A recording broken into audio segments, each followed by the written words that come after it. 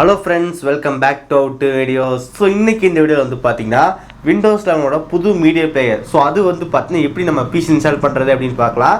So இது Windows 10 work ஆகுமா அப்படின்னு கேட்டால் எனக்கு கரெக்டாக வந்து தெரியல. ஸோ டெஸ்ட் பண்ணல. என்கிட்ட வந்து பார்த்தீங்கன்னா இப்போதைக்கு விண்டோஸ் 11 தான் இருக்குது. ஸோ விண்டோஸ் 10 வந்து ஆல்மோஸ்ட் சப்போர்ட் ஆகாதுன்னு நினைக்கிறேன். பட் உங்களுக்கு வேணும்னா நீங்களும் வந்து பார்த்தீங்கன்னா டிஸ்கிரிப்ஷனில் ஃபைல் கொடுத்துருப்பேன். உங்களுக்கு வேணால் நீங்களும் ஒருக்கா செக் பண்ணி பாருங்கள். ஓகே, இன்றைக்கி இந்த வீடியோ வந்து பார்த்தீங்கன்னா இந்த விண்டோஸ் மீடியா பிளேயர் வந்துட்டு எப்படி இன்ஸ்டால் பண்ணுறதுன்னு பார்க்கலாம். ஸோ இந்த வீடியோ வந்து ஃபுல்லாக பாருங்கள். பார்த்து முடிச்சக்கப்புறம் வீடியோ பிடிச்சிருந்துச்சுன்னா மறக்காமல் ஒரு லைக் கொடுங்க. இன்னும் நம்ம சேனல் சப்ஸ்கிரைப் பண்ணினா கீழே இருக்க பெல் கிளிக் பண்ணி மறக்காமல் சப்ஸ்கிரைப் பண்ணிடுங்க. பக்கத்தில் இருக்க அந்த பெல் கிளிக் பண்ணால் 3 ஆப்ஷன் காட்டும். அதில் ஆல்னு செலக்ட் பண்ணால் நம்ம போகிற நோட்டிஃபிகேஷன் வரும். இப்போ இந்த வீடியோக்குள்ளே போகலாம்.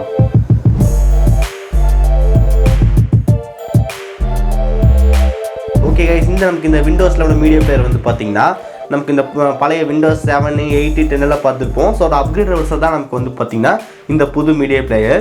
ஸோ இந்த புது மீடியா பிளேயர் வந்து பார்த்தீங்கன்னா இன்னும் எல்லாத்துக்கும் ரிலீஸ் ஆகலை. ஸோ இப்போதைக்கு இது வந்து பார்த்தீங்கன்னா ஒரு பீட்டா, இது ஒரு டெவலப்பர் டெஸ்டிங் ஸ்டேஜ் வந்து இருக்குது.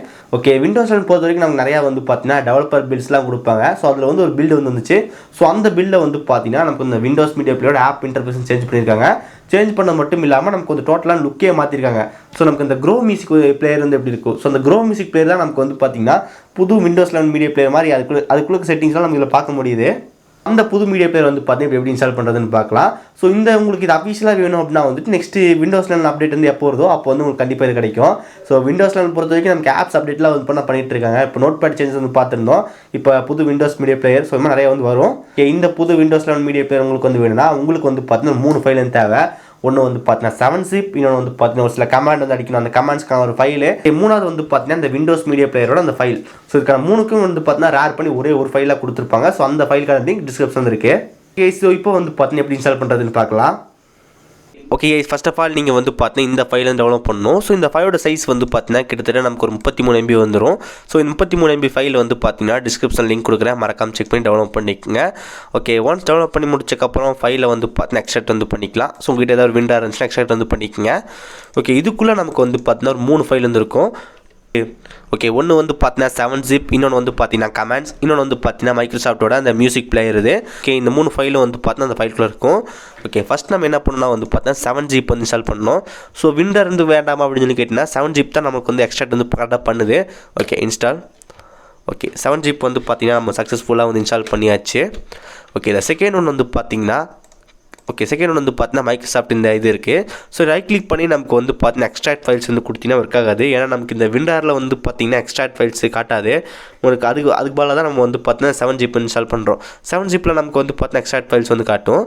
ஸோ இப்போ தெரிஞ்சிருக்கும் எதுக்கு 7-zip இன்ஸ்டால் பண்ணுறோம் அப்படின்னு சொல்லிட்டு. ஓகே, 7-zipல வந்து பார்த்தீங்கன்னா எக்ஸ்ட்ராக்ட் ஃபைல்ஸ் இருக்கும். ஜஸ்ட் ஓகே கொடுத்துருங்க. ஓகே, இப்போ உங்களுக்கு இந்த இடத்துல வந்து பார்த்தீங்கன்னா ஒரு ஃபோல்டர் வந்து கிரியேட் ஆயிரும்.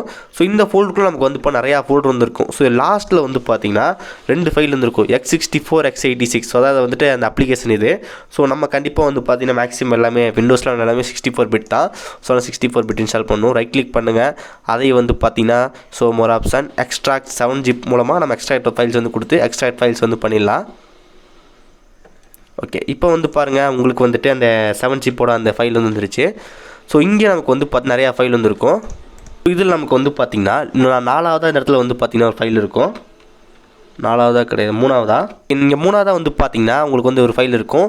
ஆப் எக்ஸ் மெயின் ஃபீஸ்ட் அப்படின்னு சொல்லி கொடுத்துருப்பாங்க. ஸோ அதை வந்து பார்த்தீங்கன்னா ரைட் கிளிக் வந்து பண்ணுங்கள். ரைட் கிளிக் பண்ணால் வந்து எடிட்டிங் வரும். ஸோ மோர் ஆப்ஷன் போனீங்கன்னா எடிட் வரும். எடிட் கிளிக் செலக்ட் பண்ணுங்கள். ஓகே, எடிட் பண்ணதுக்கப்புறம் உங்களுக்கு வந்து பார்த்து நோட் பேட் வந்து ஓப்பன் ஆகும். நோட் பேடில் நமக்கு வந்து பார்த்திங்கன்னா இங்கே வந்து கொடுத்துருப்பாங்க. ஸோ 22471 கொடுத்துருப்பாங்க. அந்த 47 வந்து இருக்கும். அந்த 47 வந்து அழிச்சிருவோம்.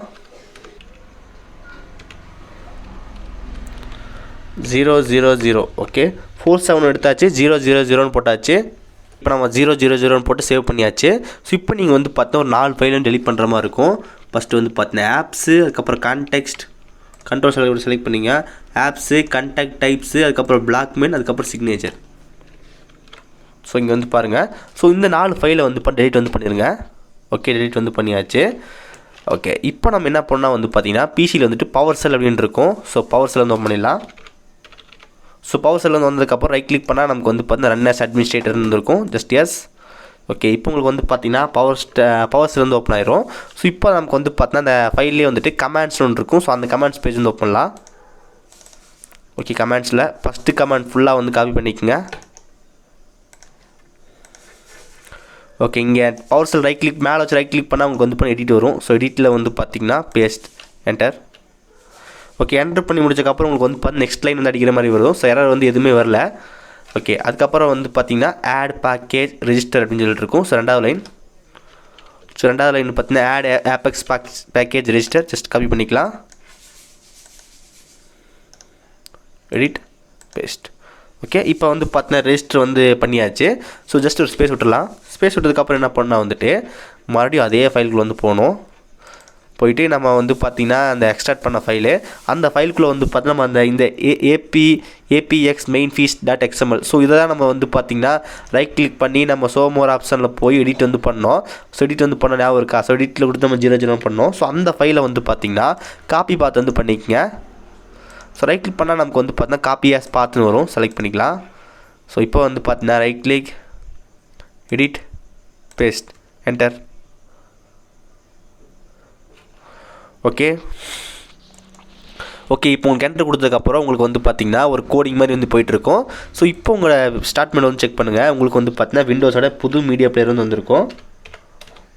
அது நீங்கள் ஓப்பன் பண்ணால் உங்களுக்கு வந்து பார்த்திங்கன்னா நமக்கு அந்த புதுசாக வந்து நமக்கு விண்டோஸில் வந்து கொடுத்தாங்க அந்த மீடியா பிளேயர் வந்து பார்த்திங்கன்னா நம்ம பிசியில் வந்து சக்ஸஸ்ஃபுல்லாக இன்ஸ்டால் பண்ணியாச்சு.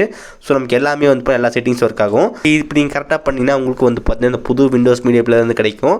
அடுத்தடுத்த வீடியோவில் வந்து பார்த்திங்கன்னா என்னென்ன ஃபீச்சர் இருக்குது அப்படின்னு எல்லாமே பார்க்கலாம்.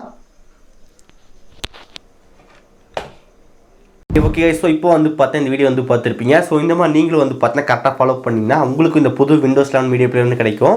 ஸோ நம்ம வந்து பார்த்தீங்கன்னா 7GB வந்து யூஸ் பண்ணியிருப்போம். ஸோ விண்டரில் வந்து பார்த்தா கரெக்டாக வந்து எக்ஸ்ட்ரா ஃபைல்ஸ் வந்து காட்ட மாட்டேங்குது. ஸோ அதுதான் வந்து பார்த்தா 7GB யூஸ் பண்ணி நம்ம வந்து எக்ஸ்ட்ராக்ட் ஃபைல்ஸ் வந்து நம்ம எடுக்கிறோம். ஆப் பேக்கேஜ் எக்ஸ்ட்ராக்ட் பண்ணி முடிச்சக்கப்புறம் 64 பிட் செலக்ட் பண்ணி அதை வந்து பார்த்தா எக்ஸ்ட்ராக்ட் பண்ணணும். அதுக்குள்ளே நமக்கு வந்து பார்த்தா எடிட் இருக்கும். அந்த எடிட்டுக்குள்ளே வந்து பார்த்தா 00 நம்பர் சேவ் பண்ணணும். நம்பர் சேவ் பண்ணதுக்கப்புறம் நீங்கள் பேக் வந்துட்டு பவர் செல்லில் ஓப்பன் பண்ணணும். பவர் செல்லில் வந்து பார்த்தீங்கன்னா ஒரு சில கோடிங் வந்து போட்டிருந்தோம். அந்த கோடிங் வந்து கரெக்டாக அடிச்சிங்கன்னா உங்கள் பிசியில் வந்து பார்த்தீங்கன்னா புது மீடியா பிளேயர் வந்துடும். ஸோ கரெக்டாக செக் பண்ணுங்கள். ஸோ இந்த புது மீடியா பிளேயர் வந்து பார்த்தீங்கன்னா ரொம்ப சூப்பராக இருக்குது. ஸோ உங்களுக்கு வேணா டிஸ்கிரிப்ஷன் லிங்க் இருக்குது. guys, ஸோ இந்த வீடியோ அவ்வளோதான். இந்த வீடியோ உங்களுக்கு பிடிச்சிருந்துச்சுன்னா மறக்காமல் ஒரு லைக் கொடுங்க. இன்னும் நம்ம சேனல் சப்ஸ்கிரைப் பண்ணிடலாம். இந்த இடத்துல வர லோ கிளிக் பண்ணி மறக்காமல் சேனல் சப்ஸ்கிரைப் பண்ணிடுங்க. சைடில் ஒரு வீடியோ நீங்கள் பாருங்கள், ரொம்ப யூஸ்ஃபுல்லாக இருக்கும். இந்த வீடியோ அவ்வளோதான். நல்ல சந்திக்கிறேன். see you guys, bye, have a nice day.